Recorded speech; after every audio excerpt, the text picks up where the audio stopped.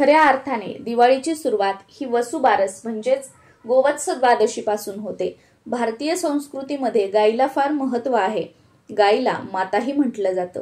ती सात्विक असल्याने सर्वांनी गायीच्या पूजनाद्वारे तिच्या सात्विक गुणांचा स्वीकार करायला हवा।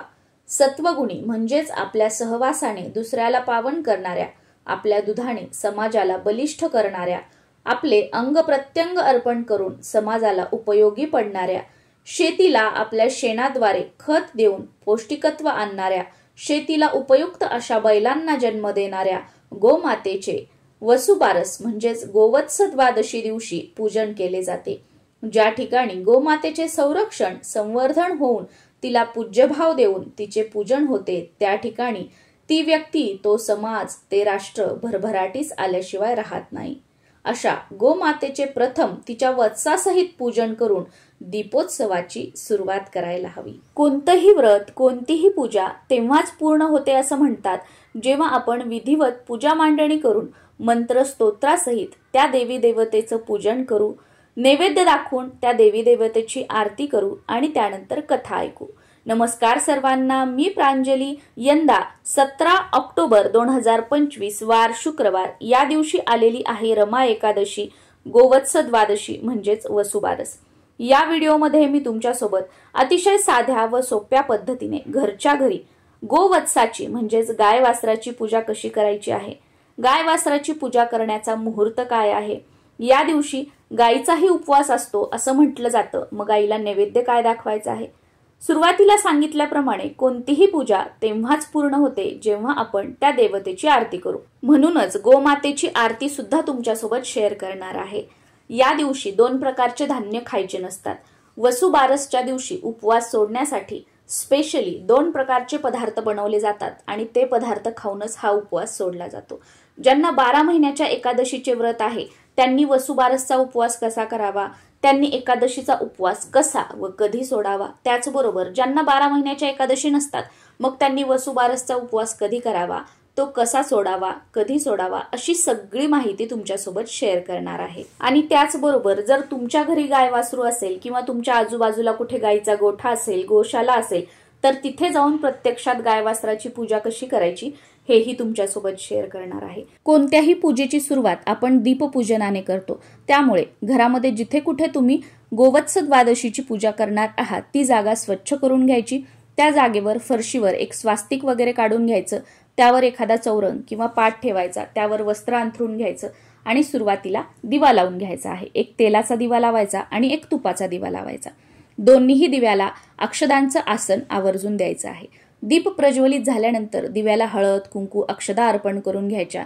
तुमच्याकडे फूल असेल तर ते अर्पण करायचं आणि दिव्याला नमस्कार करून अग्निदेवतेच्या साक्षीने आपल्याला पूजेची सुरुवात करायची आहे। वसुबारस पूजेसाठी तुम्हाला गणपतीची मूर्ती, आपल्या देवघरातील बाळकृष्णांची मूर्ती आणि गायवासराची मूर्ती लागणार आहे।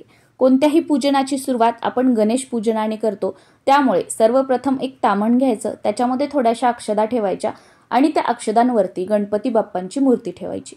गणपती बाप्पांच्या मूर्तीवर तुम्ही फक्त स्वच्छ पाण्याने अभिषेक करू शकता किंवा स्वच्छ पाणी सुरुवातीला, त्यानंतर पंचामृत किंवा दूध आणि परत स्वच्छ पाणी, या प्रकारे सुद्धा अभिषेक करू शकता। गणपती बाप्पांचा अभिषेक करताना तुम्ही गणपती स्तोत्र म्हणू शकता, गणपती अथर्व शीर्ष म्हणू शकता किंवा ओम गण गणपतये नमः, ओम गण गणपतये नमः हा मंत्र म्हणून आपल्याला गणपती बाप्पांच्या मूर्तीवर अभिषेक करायचा आहे। कमीत कमी 11 वेळा स्वच्छ पाण्याने, त्यानंतर दूध किंवा पंचामृत पण तुम्ही वापरणार असाल तर त्याने कमीत कमी 11 वेळा, त्यानंतर परत स्वच्छ पाण्याने 11 वेळा, याप्रमाणे अभिषेक करायचा आहे। अभिषेक करून झाल्यानंतर मूर्ती स्वच्छ पुसून घ्यायची आहे। 2 विड्याचे पानं घ्यायचे आहेत, म्हणजेच नागवेलीचे 2 पानं घ्यायचे आहेत। बरेच जण काय करतात की पूजेमध्ये एक सिंगल नागवेलीचं पान घेतात आणि त्यावरच मूर्त्या ठेवतात, पण असं कधीही करायचं नसतं। कधीही देवी देवतांची मूर्ती ठेवण्यासाठी जोड पान घ्यायचे असतात। तुमच्याकडे विड्याची पानं नसतील तर तुम्ही आंब्याची पानं घेतली तरी सुद्धा चालतात, पण ती सुद्धा 2 घ्यायची आहेत। विड्याच्या पानाचं देठ देवाकडे करायचं आहे। या प्रकारे 2 विड्याची पानं ठेवून त्यावर थोड्याशा अक्षदा ठेवायच्या आणि त्यावर गणपती बाप्पांची मूर्ती ठेवायची आहे। गणपती बाप्पांच्या मूर्तीला हळद, कुंकू, अक्षदा अर्पण करून घ्यायच्या। एखादं लाल फूल तुमच्याकडे असेल तर ते तुम्हाला वाहून घ्यायचं आहे। धूप दीप ओवाळून घ्यायचा आहे. गणपती बाप्पांना नमस्कार करून आपल्याला पूजनाची सुरुवात करायची आहे. त्यानंतर बाळकृष्णांची मूर्ती घ्यायची. जे ताम्हण आपण अगोदर वापरलेलं होतं गणपती बाप्पांना स्नान घालण्यासाठी, त्यातलं पाणी काढून घ्यायचं. परत त्या ताम्हणामध्ये थोड्याशा अक्षदा ठेवायच्या. त्यावर बाळकृष्णांची मूर्ती ठेवायची आणि बाळकृष्णांच्या मूर्तीवर अभिषेक करायचा आहे. सुरुवातीला स्वच्छ पाण्याने, त्यानंतर दूध किंवा पंचामृत वापरणार असाल तर त्याने, आणि परत स्वच्छ पाण्याने. बाळकृष्णांच्या मूर्तीवर अभिषेक करताना ओम नमो भगवते वासुदेवाय, ओम नमो भगवते वासुदेवाय हा मंत्र म्हणत म्हणत अभिषेक करायचा आहे. या दिवशी ज्यांना एकादशीचा उपवास आहे त्यांनी फराळाचे पदार्थ सोडून इतर काही धान्य किंवा अन्न खाण्याचा प्रश्नच येत नाही.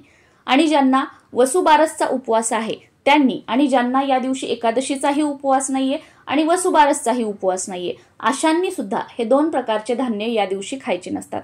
पहिलं धान्य म्हणजे गहू, म्हणजे गव्हापासून बनवलेली पोळी किंवा अजून काही पदार्थ असतील तर ते खायचे नसतात, आणि मूग डाळीपासून बनवलेले पदार्थ खायचे नसतात. बाळकृष्णांच्या मूर्तीवर अभिषेक करून झाला की मूर्ती स्वच्छ पुसून घ्यायची आहे.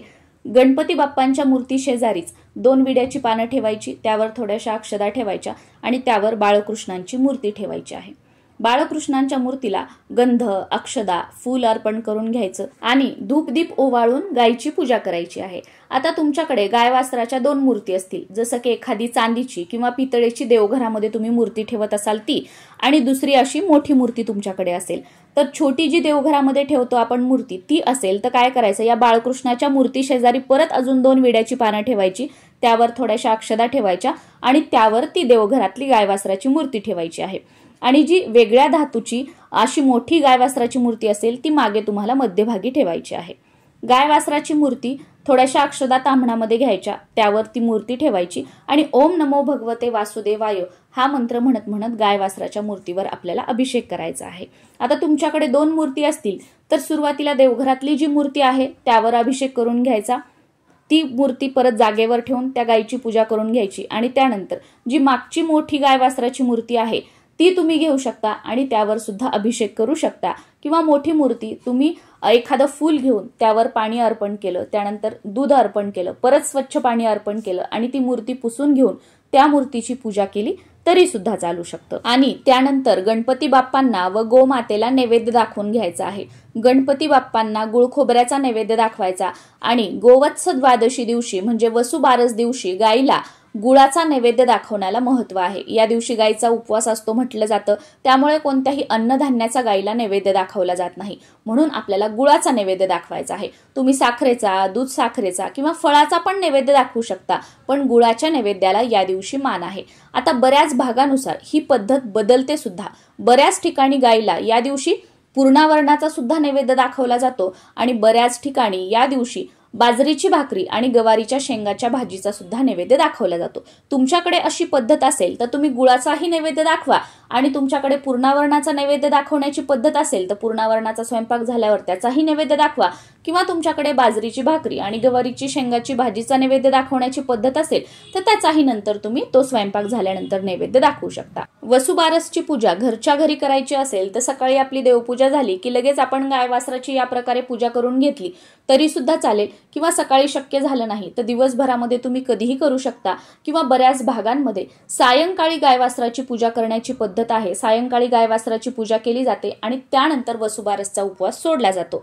आणि बऱ्याच भागांमध्ये सकाळी दुपारी वसुबारसची पूजा केली जाते आणि दुपारीच पूजा झाल्यानंतर हा उपवास सोडला जातो. तर तुमच्या भागानुसार तुमच्याकडे कशी पद्धत आहे त्यानुसार तुम्हाला त्या वेळेत पूजा करून उपवास जो आहे तो सोडायचा आहे. वसुबारसचा उपवास सोडण्यासाठी या दिवशी बाजरीची भाकरी आणि गवारीच्या शेंगाची भाजी बनवली जाते आणि हे 2 पदार्थ खाऊनच या दिवशी उपवास सोडला जातो. गायीच्या मूर्तीवर अभिषेक करून झाल्यानंतर थोड्याशा अक्षदा ठेवून त्यावर गायीची मूर्ती ठेवायची. गायीला हळद, कुंकू, अक्षदा अर्पण करायच्या. फुलं असतील तर ते अर्पण करायचे. धूपदीप ओवाळून घ्यायचा आहे.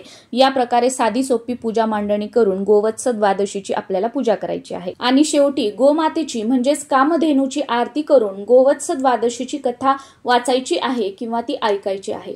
गोवत्स द्वादशीची कथा मी आपल्या चॅनलवर अपलोड केलेली आहे, ती तुम्ही ऐकू शकता. त्याचबरोबर कामधेनूची आरती म्हणजे गायीची आरती सुद्धा मी आपल्या चॅनलवर शेअर केलेली आहे.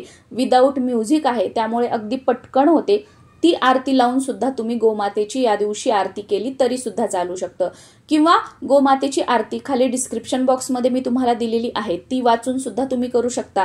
किंवा इथे स्क्रीनवरती सुद्धा तुम्हाला दिसत असेल, हा स्क्रीनशॉट काढून घेऊन सुद्धा तुम्ही आरती करू शकता. ज्यांना 12 महिन्याच्या एकादशीचे उपवास आहेत त्यांनी नेहमीप्रमाणे नेहमीच्या एकादशी सारखाच या दिवशी उपवास करायचा आहे आणि दुसऱ्या दिवशी तो उपवास सोडायचा आहे. पण काय करायचं की वसुबारसच्या दिवशी बाजरीची भाकरी आणि गवारीच्या शेंगाची भाजी बनवण्याला आणि खाण्याला जास्त मान आहे. म्हणून तुम्ही वसुबारसच्या दिवशी बाजरीची भाकरी एक्स्ट्रा बनवून ठेवायची, गवारीच्या शेंगाची भाजी सुद्धा थोडीशी जास्त बनवायची आणि दुसऱ्या दिवशी उपवास सोडताना तुम्ही ती खाऊ शकता. आता दुसऱ्या दिवशी ताजी बनवून पण तुम्ही खाऊ शकता, पण या दिवशीची खाण्याचा मान असतो म्हणून थोडीशी ठेवली जाते आणि दुसऱ्या दिवशी उपवास सोडताना ती खाल्ली जाते. आमच्याकडे तरी असं केलं जातं.